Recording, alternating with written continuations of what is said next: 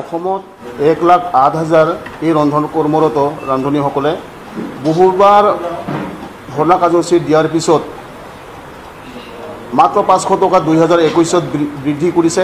তাৰপিছত কোনো টকা বৃদ্ধি হোৱা নাই আৰু এই 1500 টকাৰে চলাত বহুত অসুবিধা।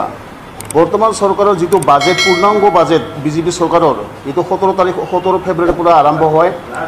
10 মাৰ্চ তাৰিখে এই পূৰ্ণাংগ বাজেটখন উত্থাপন হৈছিল। কিন্তু আমাৰ দুৰ্ভাগ্যক্ৰমে আমাৰ এটা সন্দেহ যে অক্টোবৰৰ 1 তাৰিখৰ পৰা এককালীন সাহায্য কিমান দিব আৰু এই মাননি পাৰিতোষিক কিমানখিনি বৃদ্ধি কৰিব কোনো এটা উল্লেখ সম্পূৰ্ণভাৱে নকৰাৰ কাৰণে আমাৰ এই ৰন্ধন কৰ্মচাৰীসকলৰ এটা সন্দেহ আৰু প্ৰশ্ন। সেইটোৰ বাবে 1 অক্টোবৰৰ পৰা বা তাৰ আগতে যদি কোনো পাৰিতোষিক বা এককালীন সাহায্য চৰকাৰে আগ নবঢ়ায় তেতিয়াহ'লে আমাৰ জংগী আন্দোলন তীব্ৰতৰ কৰি তুলিম। অন্যথা 2026ত যিটো বিধানসভা ইলেকশ্যন হ'ব সেই বিধানসভা ইলেকশ্যনত হ'ব পাৰে আমি আলোচনা মৰ্মে ভোট বৰ্জনৰ এটা সিদ্ধান্ত ল'ম বুলি আমি থিৰাং কৰিছোঁ।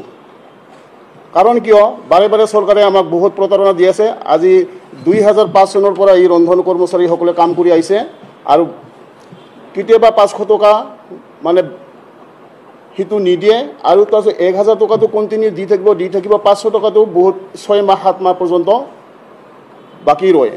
এইটোৰ কাৰণে আমি চৰকাৰৰ ওপৰত আমি এটা যিমান সোনকালে পাৰে 1 অক্টোবৰ যদি নহয় আগতে যদি ঘোষণা কৰে, এনে ঘোষণাটো কৰিছে কিন্তু থুলমূল কৰি ঘোষণা কৰিছে এককালীন সাহায্য দিব, কিমানকৈ দিব তাৰ কোনো উল্লেখ নাই। পাৰিতোষিক বৃদ্ধি কৰিব কিন্তু কিমান টকা বৃদ্ধি কৰিব তাৰ কোনো মানে সম্পূৰ্ণভাৱে চৰকাৰে জনোৱা নাই।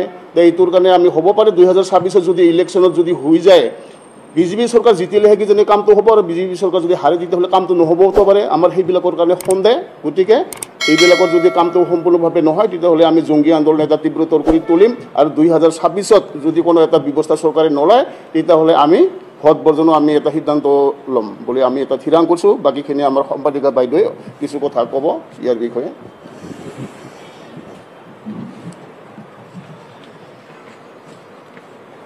সদৌ অসম প্ৰাথমিক আৰু উচ্চ প্ৰাথমিক বিদ্যালয় মধ্যাহ্ন ভোজন কৰ্মচাৰী সন্থা লগতে অভিনন্দন গ্ৰহণ কৰিলোঁ প্ৰেছ ক্লাবৰ কৰ্মকৰ্তাসকললৈকে। আমি আজি ইমান বছৰ ধৰি দীঘলীয়া কৰি আমি আন্দোলন চলাই আহি আছোঁ। তাৰ ভিতৰতো আমি সৌদিনাখন আমি গম পালোঁ যে মাৰ্চ মাহৰ 10 মাৰ্চ মাহৰ তাৰিখে দিনাখন বাজেটত আমাৰ ঘোষণা হ'ল বুলিকে আমি ভাবিছিলোঁ হয় ঘোষণা কৰিছে যেতিয়া আমি নিশ্চয় পাম। কিন্তু আমাৰ এটা বহুত দীঘলীয়া কৰি আমাৰো এটা আশা পূৰণ নহ'ল। কিন্তু পূৰণ হৈছেও যদি আমি আশা কৰিব নোৱাৰোঁ। এককালীন সাহায্য দিম বুলিকে কৈছে, সেই এককালীন সাহায্যটো কোনো বিনিময় আমি দেখা নাই।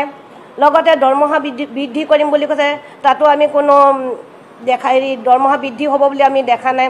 গতিকে চৰকাৰৰ ওচৰত মই এই অনুৰোধ কৰোঁ যে আমাৰ 1 অক্টোবৰৰ পৰা এটা আগতীয়াকৈ যাতে অলপমান ঘোষণা কৰি দিয়ে তাৰ কাৰণে অনুৰোধ জনাইছোঁ।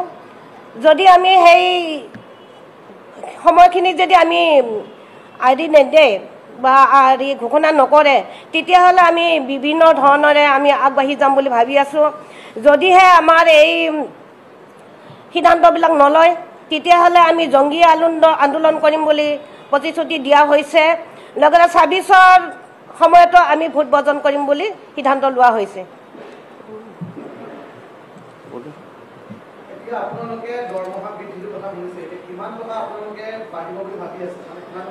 এইটো আমি কেনেকৈ ক'ম?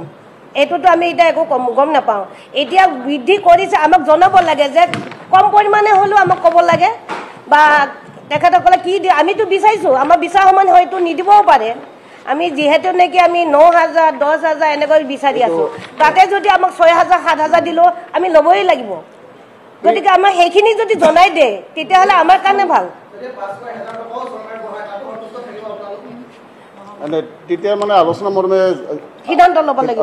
মই আৰু ইয়াতে এটা কথা, তাৰমানে চৰকাৰে বাৰে বাৰে মানে সচলত নিয়মীয়া বাৰ্তা হিচাপে আমি নিয়মীয়া প্ৰকাশ পাইছে যে বিভিন্ন কাগজত প্ৰকাশ পাইছে যে 7 ফেব্ৰুৱাৰী 2024 এখন মানে আন্দোলন এখন আছিলে আৰু তাৰপিছতে চাকৰি নিয়মীকৰণৰ দাবী এটা হৈছিলে তাতে তাৰপিছত বিক্ষোভ সমাজ এটা তাতে চচলত উলিওৱা হৈছিল ৰন্ধন কৰ্মীৰ বাবে 10 ফেব্ৰুৱাৰী 2024 স্বাস্থ্যমন্ত্ৰী কেশৱ মহন্তই এইটো ৰন্ধন কৰ্মীৰ বাবে 1500 টকালৈ বৃদ্ধিৰ বাবে কেন্দ্ৰক প্ৰস্তাৱ বুলি লিখিছে এইটোৰ বিষয়ে আমি এক মাহৰ পিছত গৈছিলোঁ সিহঁতে মানে নাই এইটো কোনো কাগজখন গৈছে চৰকাৰৰ হাতত কিন্তু কোনো এটা উত্তৰ অহা নাই এইটো সম্পূৰ্ণভাৱে মিছা কথা চৰকাৰৰ আছিল কাৰণ একোই কাগজ সিহঁতে পঠা নাই কেৱল মানে লিখিব দিছে সাংবাদিকৰ কোনো এটা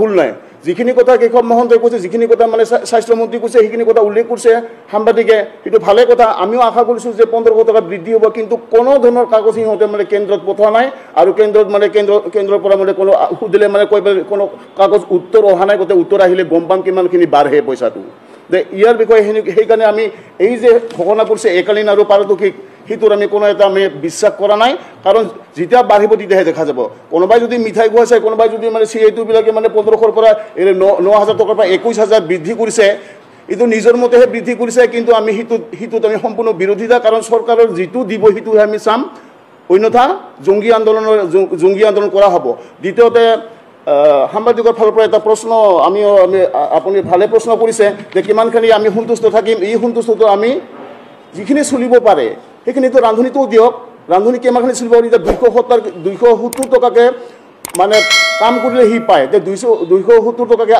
কিমান বা হয় 9000 নহ'লেও 800 কিমান বা টকা হয় সেইখিনিতো মানে পাৰে কৰিব চৰকাৰে 270 টকাকৈ দিয়ক কাৰণ বাকীখিনি কাম ৰান্ধনীসকলে এই কামটো এৰি পেলাই বাকী কাম কেতিয়াও কৰিবই নোৱাৰে কাৰণ 6 ঘণ্টা সময় নষ্ট কৰিব লাগে ৰাতিপুৱা 9টা বজাত যায় আহে 2টা-3টা বজাত শিক্ষকে যোৱাৰ পিছতে ৰান্ধনীবিলাকে ছুটি পায় কিবা এটা ঘটনা হ'লেও ৰান্ধনীৰ চাউল চুৰি হ'লেও বা ৰান্ধনীৰ কিছুমান মানে বহুতখিনি কথা শুনিবলগীয়া হয় যে 6 ঘণ্টা 7 ঘণ্টা সময় নষ্ট কৰাৰ লগতে গুণোৎসৱৰ সময়ত সিহঁতৰ পায়খানা পৰ্যন্ত চাফা কৰিব লগা হয় চৰকাৰেতো কিছু ভাবিব লাগিছিল যে এইটোৰ কাৰণে আমি মানে কিমানখিনি বাঢ়িব সেইটো আমিও নাজানো কিন্তু ৰান্ধনীৰ যদি মনোমত নহয় তেতিয়াহ'লে আন্দোলন আৰু জংগী আন্দোলন কৰিব কাৰণ 1 অক্টোবৰৰ পৰা আমি চাম চৰকাৰে কিমানখিনি বৃদ্ধি কৰে আৰু যদি আগতে কৰে ভালে কথা কিমানখিনি কৰিব আমি গমেই পাম যে সেইটো কাৰণে চৰকাৰে ভাবি চিন্তি কামটো কৰিলে ভাল হ'ব নহ'লে আন্দোলন চলিয়ে থাকিব সেইটোৱে আমাৰ আজি ক'বলগীয়া বাকী এনে যিটো মানে কৈছে সিহঁতে চব মিছা কথা আগতে যিটো বাতৰি ওলাইছিলে এতিয়া 1500 টকা যে বৃদ্ধিৰ কাৰণে গৈছে কেশৱ মহন্ত স্বাস্থ্যমন্ত্ৰী তেখেতে